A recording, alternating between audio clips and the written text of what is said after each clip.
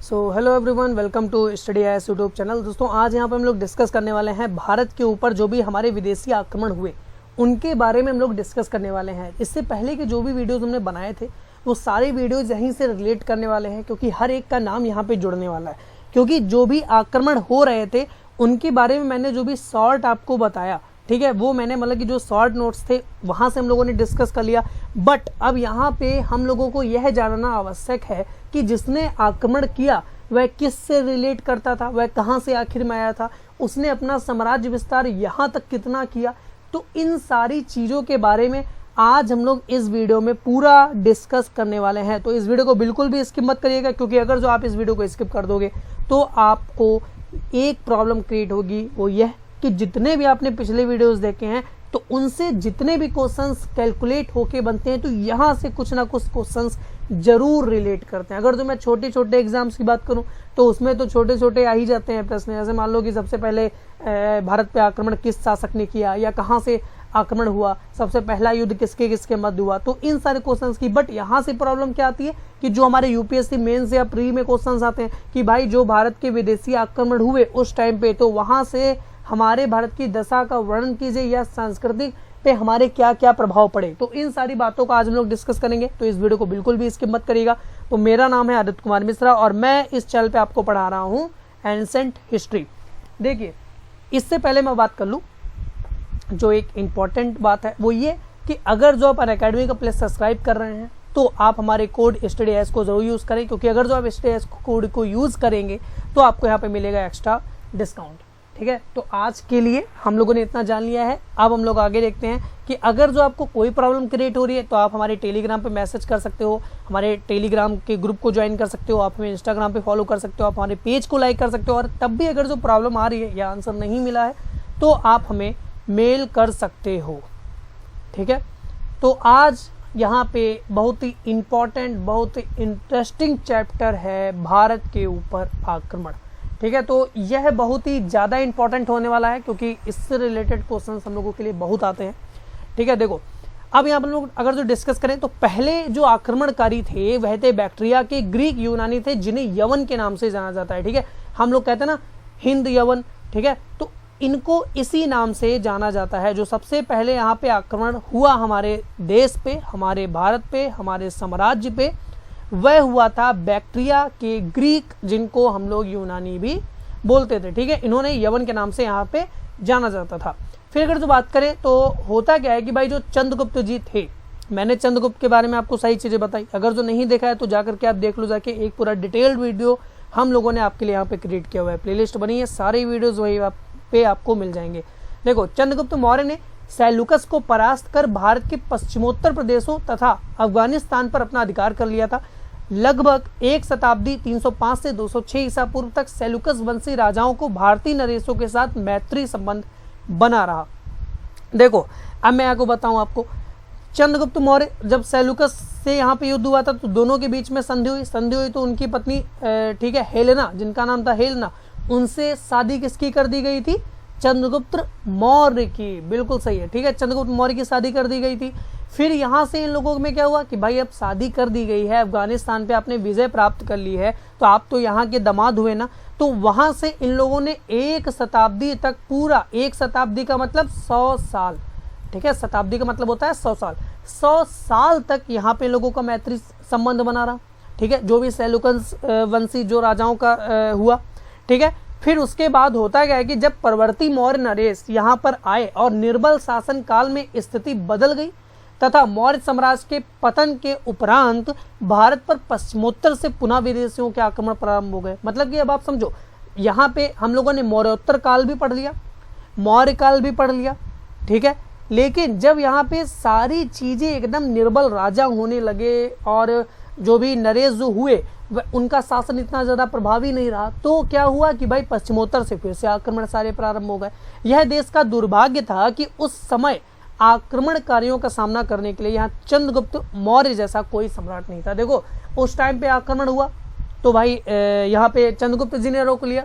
ठीक है, अशोक के टाइम पे भी आक्रमण हुए, बट उसके टाइम पे इतने आक्रमण नहीं हुए। क्यों? क्योंकि वह गृह युद्ध में ही फंसे रहे, और उन्होंने जब भी गृह युद्ध में फंसे तो वहां से परित्याग कर दिया, वहां पे उन्होंने संन्यास वगैरह बौद्ध धर्म अपना लिया।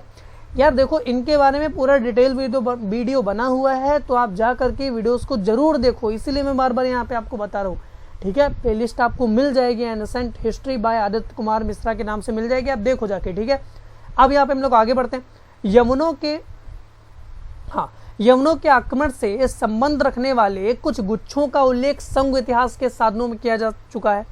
ठीक है, जब हम लोगों ने संघ इतिहास, अभी हम लोग एक बार हम लोग संघ इतिहास के बारे में जान भी चुके हैं थोड़ा डिटेल में, आज हम लोग उसको पूरा डिटेल में जान लेंगे। ठीक है, तो इन सारी बातों का आप ध्यान रखना। हिंद यवन शासक मिलिंद, जिसको हम लोगों ने नाम दिया मेनांडर, ठीक है, मिलिंद के विषय में सूचना हमें बौद्ध विद्वान नागसेन के मिलिंद पन्हों तथा क्षेमेंद्रकत अवदान कल्पलता से भी प्राप्त होती है। तो जो यहाँ पे हिंद यवन शासक था मिलिंद, जिसका नाम मेनांडर था, उसके विषय में जो हमें सूचना प्राप्त होती है वो एक बौद्ध विद्वान हुए हैं नागसेन, बहुत ही ज्यादा इनका नाम फेमस रहा है। तो एक इन्होंने यहाँ पे अपनी रचना की जिसका नाम था मिलिंद पन्हों। ठीक है, और क्षेमेंद्रकत यहाँ पे अवदान कल्पलता से भी प्राप्त होता है। ठीक है, हिंद एवं शासकों के बहुसंख्यक सिक्के पश्चिमी, उत्तरी पश्चिमी तथा मध्य भारत के विभिन्न स्थानों में प्राप्त किए गए हैं। ठीक है, देखो यहाँ पे जो है, ठीक है, एक ऐसे शॉर्ट में जो है भारत का नक्शा मैं बना देता हूँ।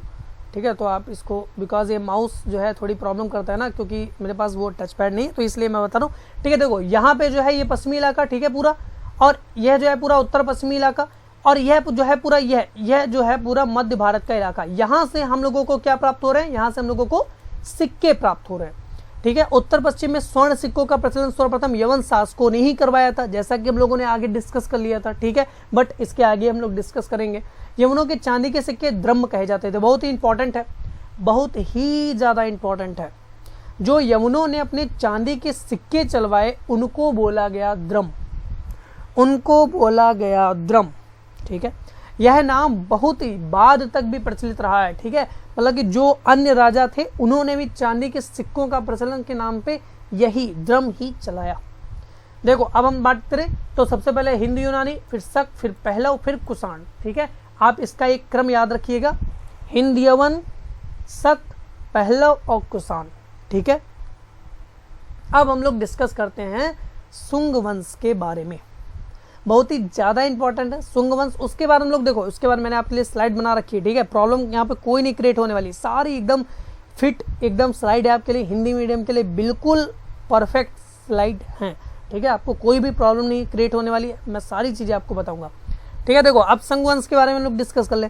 जो अंतिम मौर्य राजा बृहदत्त, मैंने आपको बताया था उसमें, बृहदत्त की उसी के ब्राह्मण सेनापति पुष्यमित्र ने मारकर शुंग वंश की स्थापना की थी। और यह जो है कब से कब तक रहा, 185 ईसा पूर्व से 75 ईसा पूर्व तक रहा। बाण ने, जो यहाँ पे बाण जी थे, ठीक है, उन्होंने हर्ष चरित्र में लिखा है कि अंतिम मौर्य सम्राट बृहदत्त के सेनापति पुष्यमित्र ने सेना के एक प्रदर्शन का आयोजन किया और राजा को इस प्रदर्शन को देखने के लिए आमंत्रित किया। उस समय उपयुक्त अवसर समझकर उसने राजा का वध कर दिया। देखो प्रॉब्लम क्या क्रिएट हो रही थी कि देखो मैंने आपको फिर से एक चीज बता दूं, बहुत इंपॉर्टेंट है। यहां पे जब भी देखो धनानंद का लोगों ने बहिष्कार किया, क्यों? क्योंकि वह विलासी हो गया था, वह अपने शासन को नहीं संभाल पा रहा था। यहां पे बृहदत्त के साथ भी यही चीजें हो रही थी। भाई अब आप सोचो कि बृहदत्त इतना ज्यादा प्रभावशाली नहीं रहा, मौर्य साम्राज्य का पतन होने लगा था, जो परवर्ती मौर्य शासक हुए उनका भी पतन होने लगा। तो एक यहाँ पे ब्राह्मण सेनापति यहाँ पे आया और उसने यह जिम्मेवारी ली कि मैं यहाँ पे अपने राज्य को बचाने के लिए एक अच्छा शासन और शासक दूंगा। तो इसलिए उसकी उसमें क्या गलती हुई भाई, उसने यहाँ पे अपनी जो है पुष्यमित्र ने जो है बृहदत्त को मार के हत्या कर दी। यहाँ पे उसकी कोई गलती नहीं हुई। क्यों? क्योंकि भाई अब आप समझो, जब आप अपने राज्य को सही तरीके से नहीं चला पा रहे हो तो ये करना जरूरी है, बिल्कुल सही बात है, आप करो, कोई दिक्कत नहीं। तो इसने यहाँ पे एक सभा का आयोजन किया और उसी सभा में उपयुक्त अवसर देख करके उसको जो है मार डाला। ठीक है, फिर अगर जो डिस्कस करें तो संघ वंश के राजाओं के नामों के अंत में जो मित्र शब्द लगाया, देखो यहाँ पे जो है सेनापति पुष्यमित्र, ठीक है, आगे हम लोग और डिस्कस करेंगे, मित्र ही ज्यादातर लगा हुआ है। तो यहाँ पे विद्वान लोग क्या कहते हैं कि इसको देखकर महामहोपाध्याय पंडित हरप्रसाद शास्त्री ने यह मत प्रतिपादित किया कि वे वस्तुतः पारसिक थे तथा मित्र यानी कि सूर्य, मित्र का मतलब होता है सूर्य, उसके उपासक थे, परंतु भारतीय साक्ष्यों के आलोक में यह मत सर्वथा त्याज्य है। मतलब कि जो यहाँ पे एक हुए पंडित जी, महामहोपाध्याय पंडित हरप्रसाद शास्त्री जी ने, उन्होंने अपना एक मत दिया कि देखो यहाँ पे हर एक के साथ यहाँ पे मित्र लगा हुआ है। अब मित्र लगा हुआ है तो यानी कि मित्र का इन्होंने एक डिटेल लगाया कि भाई यहाँ पे सूर्य से, अब सूर्य के उपासक है, पारसिक है, तो यह मत यहाँ पे लगा। लेकिन बट इसकी जब सारी डिस्कस हुई तो यह पता चला कि यह तो बिल्कुल सत्य नहीं है, इसका भी कोई तर्क नहीं है। फिर हर्षचित्र में पुष्यमित्र को अनार्य कहा गया है। कुछ विद्वान इस आधार पर शुंगों को निम्न जाति का मानते हैं, किंतु यह मान्यता उचित नहीं है। वस्तुतः बाण ने पुष्यमित्र के कार्य अपने स्वामी के धोखे से हत्या को निंदनीय माना है, इसी कारण इसे अनार्य कहा गया है। ठीक है, तो अब हम लोग डिस्कस करते हैं कि संग वंश का शासक जो है, मतलब कि जो शासन काल रहा वह किसके किसके हाथ में रहा। तो पहला जो है पुष्यमित्र संघ, जिन्होंने इसकी स्थापना की। उसके बाद अग्निमित्र, फिर सुज्येष्ठ, फिर वसुमित्र, फिर आंध्रक, फिर पुलिंद, फिर घोष, वज्रमित्र, भागवत या भागवत, देवभूति। ठीक है, तो इन्होंने यहाँ पे इतना शासन अपना किया। एक इंपॉर्टेंट कि जो देवभूत था, यह अंतिम शासक था। देवभूत के अधिकारी वसुदेव ने देवभूत की हत्या कर कण्व वंश की स्थापना की थी। ठीक है, तो देवभूत की जो है उसके जो है अधिकारी ने वसुदेव की हत्या कर, मतलब कि जो अधिकारी था वसुदेव, उसने जो है देवभूत की हत्या कर दी और एक नए वंश की स्थापना की जिसका नाम रखा कण्व वंश। जैसा कि इसके पिताश्री नहीं, मतलब कि पिताश्री के पिताश्री, पिताश्री के पिताश्री, पिताश्री, मतलब कि आप समझो पर बाबा बाबा बाबा बाबा, ऐसे करते करते जो पुष्यमित्र संघ थे उन्होंने अपने जो स्वामी कहे या शासक कहे उनके साथ इन्होंने विश्वासघात किया, तो देवभूत के साथ भी यहाँ पे विश्वासघात हुआ। ठीक है, देखो आप ही समझो, अब यहाँ पे मान लो ये इनके पिता हुए तो इनके बाबा हुए, इनके बाबा, तो यार इतना तो बड़ा डिस्कस है, तो भाई पर बाबा कह दो या जो भी कह दो, एक पूर्वज ही कहो। ठीक है, तो इनसे रिलेटेड जो पुष्यमित्र संघ जी थे उन्होंने हत्या कर दी थी, तो देवभूत के साथ भी वही झेलना पड़ा। अब अगर जो बात करें इतिहास के बारे में, तो पार्थिया तथा बैक्ट्रिया, देखो अब ये चीज हमारी यहाँ पे बिल्कुल समाप्त हो जाती है। संघ वंश के बारे में लोगों ने इसलिए डिस्कस किया क्योंकि इस टाइम पे यह चीजें हो रही थी, इसलिए मैंने डिस्कस किया। अब हम लोग डिस्कस करते हैं कि आखिर में ये हिंद यवन वगैरह जब आए, कहाँ से आए, कैसे आए, क्यों आए, किस लिए आए, क्या कारण था, इनके बारे में अब हम लोग जानेंगे। देखो पार्थिया तथा बैक्ट्रिया के सेलुकस साम्राज्य के दो प्रांत थे। जो सेलुकस का यहाँ पे जो साम्राज्य था वह दो भागों में डिवाइड था।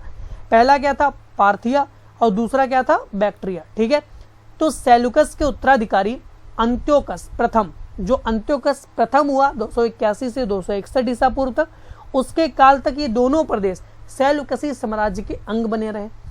परंतु अंत्योकस द्वितीय, जो अंत्योकस के बाद आया, अंत्योकस द्वितीय 261 से 246 ईसा पूर्व के शासन काल में 250 ईसा पूर्व के लगभग पार्थिया तथा बैक्ट्रिया के प्रदेश स्वतंत्र हो गए। मतलब कि जो सेलुकस यानी कि जो चंद्रगुप्त के शासन काल में आया था, जब तक उसका शासन रहा तो उसने दो भागों में डिवाइड किया, पार्थिया और बैक्ट्रिया। लेकिन जब यहाँ पे महाशय आए अंत्योकस द्वितीय, उन्होंने इसको दो भागों में डिवाइड ना करके इनको प्रदेश को स्वतंत्र कर दिया। भाई आप अपना अपना राज्य स्थापित कर सकते हो। फिर पार्थिया के विद्रोह का नेता अर्सेकस तथा बैक्ट्रिया के विद्रोह का नेता डायोडोटस। ठीक है, यहाँ पे नाम बहुत ही ज्यादा इंपॉर्टेंट है कि पार्थिया के विद्रोह का जो नेता था उसका नाम था अर्केसस, और जो यहाँ पे बैक्ट्रिया के विद्रोह का नेता था उसका नाम था डायोडोटस। ना तो अंत्योकस द्वितीय और ना ही उसके उत्तराधिकारियों सेलुकस द्वितीय तथा सेलुकस तृतीय में से कोई इतना अधिक शक्तिशाली था कि वह इन विद्रोही प्रदेशों को अपने अधिकार में कर सके। ठीक है, जब यह सारी चीजें हो रही थी, तो जब यहाँ पे दो भागों में डिवाइड हो गया, तो जो यहाँ के जो मतलब कि जो सेलुकस के जो उत्तराधिकारी थे वह इतने महान या इतने शक्तिशाली नहीं थे कि पुनः अपने शासन को प्राप्त कर सके। अंततः अंत्योकस तृतीय ने इन प्रदेशों को अधीन करने का प्रयास किया, परंतु अपने को असमर्थ पाकर उसने इन दोनों प्रांतों को स्वाधीनता स्वीकार कर ली। बैक्ट्रिया के स्वतंत्र यूनानी साम्राज्य का संस्थापक डायोडोटस था। वह एक शक्तिशाली शासक था जिसने सैगडिया से मार्जियाना तक के प्रदेश पर चिरकाल तक शासन किया। डायोडोटस की मृत्यु के पश्चात उसके अवयस्क पुत्र की हत्या कर यूथिडेमस नामक एक महत्वाकांक्षी व्यक्ति ने सत्या हत्या ली। ठीक है, देखो जो डायोडोटस का यहाँ पे मृत्यु के पश्चात उसका जो एक अवयस्क पुत्र था, मतलब कि वह इतना बड़ा नहीं हुआ था, तो उसकी जो हत्या कर दी यूथिडेमस ने और एक महत्वाकांक्षी जो है यहाँ पे सत्ता हासिल कर ली। ठीक है, अब हम लोग यहाँ पे बात करेंगे यूथिडेमस। यूथिडेमस कौन है, मैंने इसके बारे में आपको बता दिया कि भाई डायोडोटस की हत्या करके, डायोडोटस के पुत्र की हत्या करके यहाँ पे अपना जो है इसने स्थान ग्रहण किया। अब हम लोग यहाँ पे यूथिडेमस के बारे में जान लेते हैं कि देखो जो रोमन लेखक पोलिबियस के विवरण से पता चलता है कि यूथिडेमस की राजधानी बैक्ट्रा अथवा जेरिस्पा को सेल्यूकस वंशी अंत्योकस तृतीय ने घेर लिया। 2 वर्ष के घेरे के बाद 206 ईसा पूर्व के लगभग दोनों में संधि हो गई। मतलब कि जो यहाँ पे हम लोगों ने अंत्योकस के बारे में पढ़ा, ठीक है, अंत्योकस जो तृतीय था उसने क्या किया था कि जो इनकी राजधानी थी बैक्ट्रा उसको इन्होंने घेर लिया 2 साल तक। 2 साल के बाद इन दोनों में संधि हो गई। संधि होने के बाद क्या हुआ कि अंत्योकस ने यूथिडेमस को बैक्ट्रिया का राजा मान लिया तथा उसके पुत्र डेमेट्रियस के साथ अपनी पुत्री का विवाह कर दिया। तत्पश्चात अंत्योकस हिंदकुश पार कर काबुल के मार्ग से भारतीयों के शासक यहाँ पे सुबक सेन के राज्य में पहुंचा। ठीक है, तो हिंदकुश को पार करके यहाँ पे अंत्योकस जो है वो भारत भी आया था, यह इंपॉर्टेंट है थोड़ा। भारतीय नरेश ने उसकी अधीनता स्वीकार की तथा उसे 500 युद्ध के हाथी उपहार में दिए। इसके बाद अंत्योकस सीरिया लौट आया। संभवतः ये भारतीय नरेश अशोक का कोई उत्तराधिकारी था, क्योंकि अशोक के टाइम पे ही ये आया था, इसलिए उत्तराधिकारी हो सकता है। यूथिडेमस का साम्राज्य हिंदकुश तक ही सीमित था।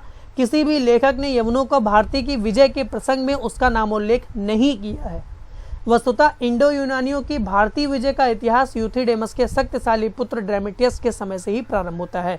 यहाँ पे जो इंडो यूनानी की जो भारतीय विजय का विवरण हम लोगों को प्राप्त होता है वह जो है यूथिडेमस के पुत्र जो थे ड्रेमेटियस, उसके समय से ही प्रारंभ हम लोगों को मिलता है। तो अब हम लोग जान लेते हैं ड्रेमेटियस के बारे में। 190 ईसा पूर्व के लगभग यूथिडेमस की मृत्यु के पश्चात उसका पुत्र ड्रेमेटियस बैक्ट्रिया के यवन साम्राज्य का उत्तराधिकारी बना। वह एक महान विजेता तथा महत्वाकांक्षी शासक रहा। उसने एक विशाल सेना के साथ हिंदकुश की पहाड़ियों को पार कर सिंध तथा पंजाब के प्रदेशों की विजय की। तो यहाँ पे जो देखो जो अंत्योकस था वह भी भारत आया, यूथिडेमस भारत नहीं आया। उसका जो पुत्र था ड्रेमेटियस वह भारत आया था। ठीक है, हिंदकुश की पहाड़ियों को पार करके उसने क्या किया कि भाई सिंध और पंजाब के जो भी प्रदेश थे उनको विजय कर लिया। ड्रेमेटियस का भारत के साथ संबंध कुछ साहित्यिक तथा पुरातात्विक प्रमाणों द्वारा भी सूचित होता है। सामान्यतः यह माना जाता है कि भारत पर यवनों का प्रथम आक्रमण पुष्यमित्र संघ के समय में हुआ था और इस प्रकार आक्रमण का नेता जो ड्रेमेटियस ही था। देखो इसीलिए मैंने आपको बताया भाई संघवंश मैंने इसीलिए आपको पढ़ाया था। ठीक है, अब आप कुछ लोग बोल रहे होंगे भाई संघवंश आपने पहले बढ़ा दिया ये वो, तो इन सारी बातों का आप ध्यान रखना। ठीक है, तो इसलिए जो ड्रेमेटियस था वह किसके शासनकाल में आया था, वह आया था पुष्यमित्र संघ के शासनकाल में। देखो अब इसका उल्लेख उनके भारतीय ग्रंथों पतंजलि के महाभाष्य, गार्गी संहिता, मालविलाग मित्र आदि में होता है। इन ग्रंथों के अनुसार जो है यवन साकेत माध्यमिका चित्तौड़ पांचाल तथा मथुरा को जीतते हुए पाटिल पुत्र तक बढ़ आए थे, परंतु वह मध्य प्रदेश में अधिक दिनों तक न ठहर सके और उन्हें शीघ्र ही देश छोड़ना पड़ा। ठीक है, इसका देखो यहाँ पे कारण तो नहीं बताया कि भाई वह मध्य प्रदेश में क्यों ज्यादा दिनों तक नहीं रह पाए। ठीक है, लेकिन यहाँ पे यह हम लोगों को ज्ञात होता है कि साकेत, चित्तौड़, पांचाल तथा मथुरा को यह लोग जीतते हुए पाटिल पुत्र की ओर आ गए थे। ठीक है, देखो अब यहाँ से हम लोगों को 2 कारण प्राप्त होते हैं कि भाई यहाँ पे इन लोगों ने क्यों छोड़ा। इसके 2 कारण प्राप्त हुए कि पहला कि गार्गी संहिता के अनुसार उनमें आपस में ही घोर युद्ध छिड़ गया। मतलब कि जो यहाँ पे यमन के लोग आए उनमें आपस में एक युद्ध छिड़ गया। दूसरा कारण क्या बताया कि पुष्यमित्र संघ के भीषण प्रतिरोध में वे यवनों के पैर उखड़ गए। उसके पौत्र वसुमित्र ने यवनों को सिंधु नदी के दाहिने किनारे पर पराजित कर दिया था। ठीक है, तो यह 2 कारण यहाँ पे रहे जो एक इंपॉर्टेंट रहता है। ठीक है, अब हम लोग डिस्कस करते हैं यूग्रिटाइड्स के बारे में। ठीक है, तो यहाँ पे यूग्रिटाइड्स कौन थे, तो जिस समय ड्रेमेटियस अपनी भारतीय विजयों में फंसा हुआ था। देखो ड्रेमेटियस क्या था कि भाई वह तो भारत आ गया, लेकिन अब वहां की सत्ता ये किसको सौंप के आया, ऐसा नहीं माना। ठीक है, तो उसी समय यूक्रेटाइडिस नामक किसी महत्वाकांक्षी व्यक्ति ने उसके गृह राज्य जो बैक्ट्रिया था उस पे वहां पे उसने विद्रोह का झंडा खड़ा कर दिया और 171 ईसा पूर्व के लगभग बैक्ट्रिया डेमेट्रियस के अधिकार से जाता रहा।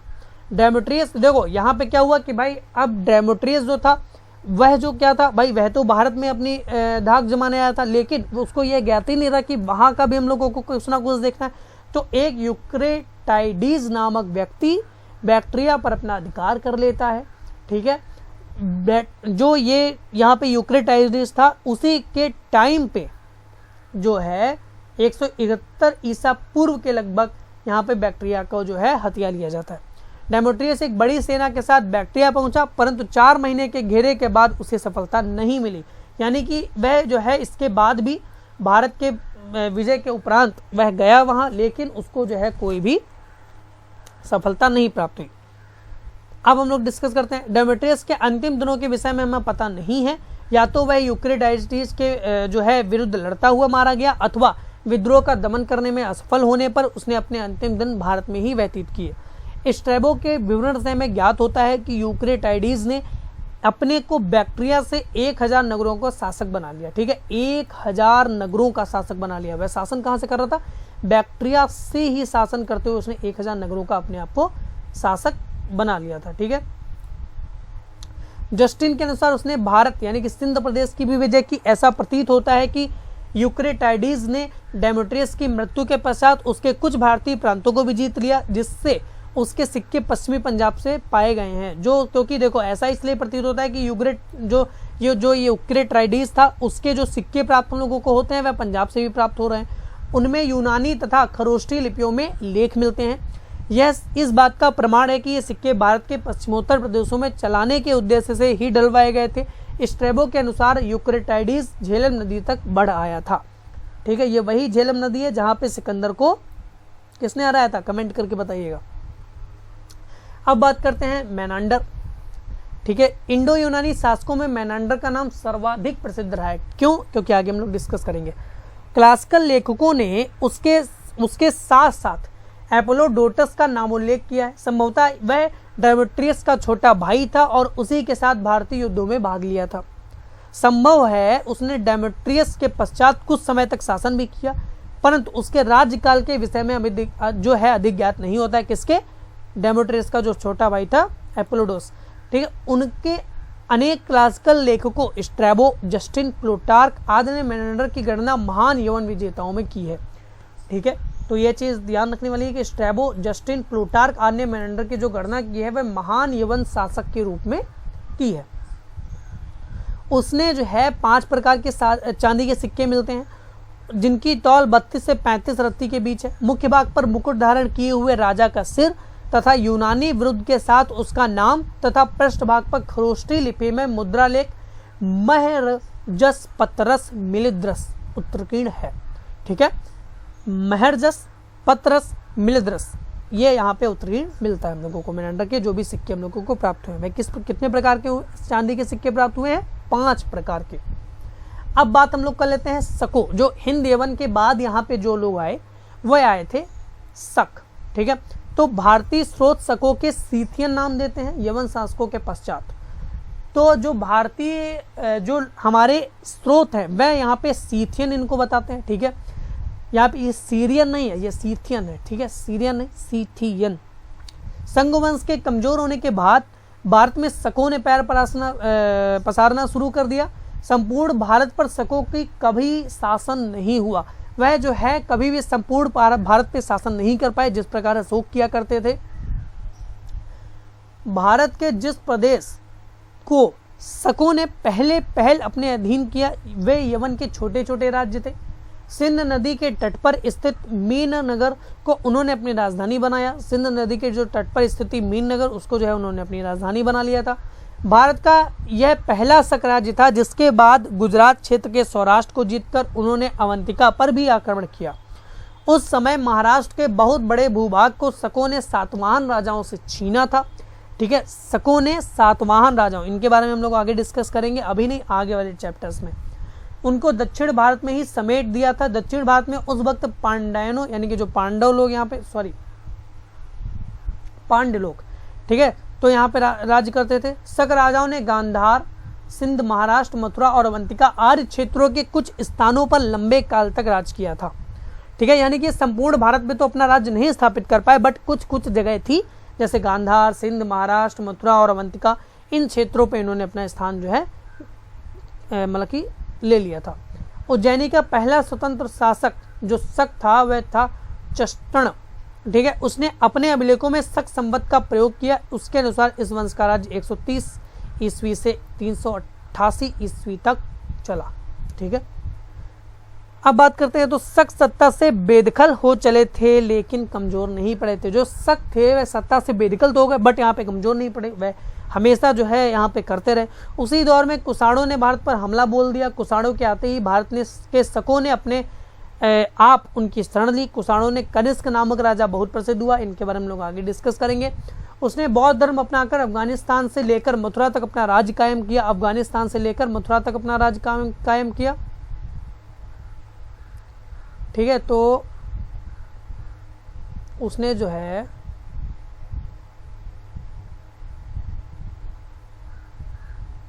ऐसे आप समझ लो, ठीक है। ये भारत का नक्शा होगा क्योंकि माउस थोड़ी प्रॉब्लम कर जाता है। देखो ये अफगानिस्तान का जो क्षेत्र है, ठीक है, ये अफगानिस्तान का क्षेत्र, यहाँ से उसने जो है मथुरा तक जो है शासन किया। मतलब कि ये जो उत्तर पूर्व पश्चिमी था भाग, वहां तक उसने जो है शासन किया अपना, ठीक है। फिर उसके बाद जो है कनिष्क ने जो क्या किया, कनिष्क ने जो है सोने के सिक्के भी चलवाए, ठीक है। यहाँ पे इसने जो है शासन किया। उसके राज्य की सीमाएं विशाल थी, हिंदुकुश के पार कर उसका जो है साम्राज्य स्थापित था। अब बात करते हैं हम लोग कुषाण साम्राज्य की। तो कुषाण साम्राज्य कैसा था? कुषाण यूची और युएजी नामक उन 5 जनजातियों में से एक थे जिनका संबंध चाइना से था। चीन से ये लोग आए हुए थे, उनका संबंध चीन से रहता था। वह 170 ईसा पूर्व में जो है क्युजियांगनु के द्वारा बाहर निकाले जाने के बाद भारत की तरफ आए थे। सर्वाधिक प्रामाणिकता के आधार पर कुषाण वंश को चीन से आया हुआ माना गया है। कुषाण राजवंश में महत्वपूर्ण राजाओं की सूची में जो है कुजुलकड़फिसिस, विमातुक, सदास्कन, विम्पकटफिसिस, कनिष्क प्रथम, वस्कस और कनिष्क द्वितीय रहे हैं, ठीक है। बट यहाँ पे जो कनिष्क प्रथम और कनिष्क द्वितीय जो रहे, लेकिन ज़्यादा जो है कनिष्क प्रथम जो है यहाँ पे ज़्यादा जो है मतलब कि उसने अपने साम्राज्य को विस्तार किया। यहाँ पे कई ऐसे कार्य किए जो आज भी वह जाना जाता है, ठीक है। इस कारण इसका जो है नाम यहाँ पे उल्लेखनीय रहा है। यह कुषाण साम्राज्य का सबसे महत्वपूर्ण शासक था जो कि अपने विशाल साम्राज्य के लिए जाना जाता है। उसके साम्राज्य के प्रमुख राजधानी जो है पुरुषपुर, आधुनिक पेशावर थी। कुषाण, ये बहुत इंपॉर्टेंट है, बहुत ही ज़्यादा इंपॉर्टेंट है। कुषाण ने अपनी जो है जो कनिष्क था, कुषाण के टाइम पे उसकी राजधानी क्या थी? पुरुषपुर, जो आधुनिक पेशावर था। कुषाण साम्राज्य के उसके अधीन अपने चरम पर पहुंच गया। कनिष्क ने अपने राज्यारोहण के समय एक नया संवत प्रारंभ किया जो शक संवत के नाम से जाना जाता है। शक संवत के नाम से जाना जाता है, ठीक है। उसके दरबार में वसुमित्र, अश्वघोष, नागार्जुन, पार्श्व, चरक, संगरच और माठर जैसे विख्यात विद्वानों के अतिरिक्त उनके कवि और कलाकार भी थे, ठीक है। वसुमित्र और अश्वघोष और नागार्जुन, पार्श्व, चरक यहाँ पे इसी के शासनकाल में रहे थे। इसने अपने साम्राज्य को कश्मीर, मथुरा, तजिकिस्तान, उज्बेकिस्तान तक विस्तार दिया। उसका जो है पाटलिपुत्र जो है के साथ एक संघर्ष भी हुआ जिसके परिणाम स्वरूप वह अश्वघोष बौद्ध भिक्षु नामक एक विद्वान को प्राप्त किया और पुरुषपुर लाया, ठीक है। इनको इन्होंने प्राप्त किया और पुरुषपुर ले आया यानी कि पेशावर की ओर। उसने हान साम्राज्य के शासक होती के चीन जनरल के ऊपर विजय प्राप्त की। इसने अपने साम्राज्य में बौद्ध धर्म का संरक्षण किया और कश्मीर के कुंडल वन में चौथी बौद्ध परिषद का आयोजन किया। तो जो चौथी बौद्ध परिषद, जिसको हम कह सकते हैं आखिरी बौद्ध परिषद, तो जो यहाँ पे कुंडल वन था कश्मीर में सबसे आखिरी बौद्ध सभा परिषद हुई। कनिष्क के समय में बौद्ध धर्म हीनयान और महायान में विभाजित हो गया था, जो एक बहुत ही दुर्घटना थी। बौद्ध धर्म के ऊपर मैंने आपके लिए पूरा यहाँ पे वीडियो बना रखा है, बहुत ही ज़्यादा इंपॉर्टेंट है, बहुत ही ज़्यादा वह वीडियो वायरल हुआ है, तो आप जाकर के ज़रूर देखिएगा बौद्ध धर्म के बारे में, ठीक है। बहुत ही ज़्यादा इंपॉर्टेंट है। तो यहाँ पे कनिष्क के समय में ही बौद्ध धर्म जो है हीनयान और महायान में विभाजित हो गया, ठीक है। तो इन सारी बातों को आज हम लोगों ने देख लिया। तो अब हम लोग एक यहाँ पे, जैसा कि हम लोग हर वीडियोस में करते हैं ना, कि एक बार इसको जल्दी से देख लेते हैं। देखो, भारत के ऊपर आक्रमण, यहाँ पे जो है पहले आक्रमणकारी कौन थे? बैक्ट्रिया की ग्रीक यूनानी, जिनको हम लोग यमन के नाम से जानते हैं। चंद्रगुप्त मौर्य के समय में ही सेल्यूकस को परास्त कर दिया और उसके बाद जो है सेल्यूकस वंशी राजाओं ने जो है इनके ऊपर आक्रमण करना स्टार्ट कर दिया, लेकिन 1 शताब्दी तक यह जो है बिल्कुल सही चलता रहा। ठीक है, सबसे पहले हिंद यूनानी आए, फिर शक, पहलव, फिर कुषाण आए। संघ वंश की बात करें तो इसके जो है बृहदत्त की हत्या करके ब्राह्मण सेनापति पुष्यमित्र ने जो है संघ वंश की स्थापना की। 185 ईसा पूर्व से 75 ईसा पूर्व तक रहा। बाढ़ ने हस्तक्षेप में लिखा है कि अंतिम मौर्य सम्राट जो है बृहदत्त की सेनापति पुष्यमित्र संघ ने हत्या कर दी थी। संघ वंश के साथ मित्र जुड़ा होने के कारण एक महान विद्वान हुए जिन्होंने इनको सूर्य के उपासक अर्थात पारसिक बताया था, लेकिन इनको जो है हर्षचरित में पुष्यमित्र को अनार्य कहा गया है।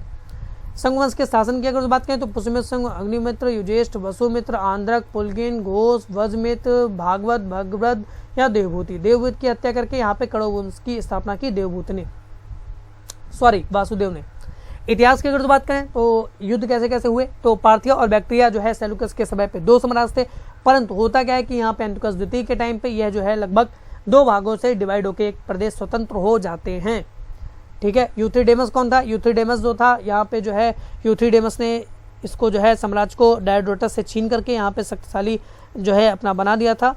यूथ्रीडेमस नामक एक महत्वाकांक्षी व्यक्ति ने सत्ता हासिल कर ली थी। डायोडोटस की मृत्यु के पश्चात उसका जो पुत्र था, अवयस्क पुत्र यूथ्रीडेमस ने जो है उसकी हत्या करके यहाँ पे बैक्ट्रिया पे अपना शासन स्थापित कर लिया।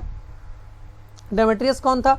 तो यूथ्रीडेमस की हत्या के बाद उसका पुत्र डेमेट्रियस यहाँ पे बैक्ट्रिया के शासन पर बैठा, लेकिन ये लोग जो है यहाँ पे भारत में जो है सबसे पहले आक्रमण डेमेट्रियस के काल में हुआ, लेकिन यहाँ पे हुआ तो बट ये लोग जो है यहाँ पे साकेत, मध्यप्रदेश, चित्तौड़, पांचाल तथा मथुरा को जीतते हुए पाटलिपुत्र तक बढ़ा आए, बट यहाँ पे मध्य प्रदेश में अधिक दिनों तक नहीं रुक पाए। इसके 2 कारण बताए गए कि गार्गिय संहिता में इनमें आपस में ही घोर युद्ध चढ़ गया, और यहाँ पे एक और बताया गया पुष्यमित्र संघ ने इनको जो है खदेड़ दिया। यूक्रेटाइड्स की बात करें तो यूक्रेटाइड्स जो था वह क्या था कि जब डेमेट्रियस यहाँ पे अपना आक्रमण कर रहा था, भारत पे राज्य कर रहा था, तो उस टाइम पे उसने जो है बैक्ट्रिया पे अपना आक्रमण कर दिया। ऐसा बताया जाता है कि यूक्रेटाइड्स ने बैक्ट्रिया से जो है 1000 नगरों का शासन किया। मेनेंडर कौन था? तो मेनेंडर जो है इन्हीं के शासनकाल में एक सर्वाधिक प्रसिद्ध राजा हुआ है। ठीक है, यह जो है बौद्ध धर्म का बहुत ही बड़ा अनुयायी रहा है। फिर बात करें तो शक कौन थे? इनको सीथियन बोला गया है भारतीय स्रोतों के आधार पर। तो शक जो है ये यमन के छोटे छोटे राज्य पे इन्होंने अपना आक्रमण स्टार्ट कर दिया। फिर इन्होंने जो है अपनी जो राजधानी बनाई बीन नगर को बनाया। ठीक है, तो संघ वंश का जो है 130 से 388 ईसा पूर्व तक ईस्वी तक चला। कुषाण साम्राज्य की बात करें तो इसमें सबसे ज़्यादा जो है कनिष्क प्रथम ही रहा, और कुषाण जो है यूची एवं यूजी नामक एक उन 5 जातियों में से था जिनको विंगजुन ने जो है बाहर निकाल दिया था चीन से। ठीक है, तो आज के लिए इतना ही। आई होप कि आपको ये वीडियो अच्छा लगा होगा। अगर जो वीडियो अच्छा लगा हो तो स्टडी एस चैनल को सब्सक्राइब जरूर करें और ज़्यादा से ज़्यादा लोगों तक इसको शेयर करना मत भूलिएगा। तो आई होप कि आपको ये वीडियो अच्छा लगा होगा, और इस वीडियो को इतना शेयर करो कि आपको भी लगे कि वाकई में जो मेहनत यहाँ पे की जा रही है उसका फल मैंने दे दिया। ठीक है, तो आई होप कि आपको ये वीडियो अच्छा लगा होगा। तो आज के लिए धन्यवाद, मिलते हैं नेक्स्ट वीडियो में।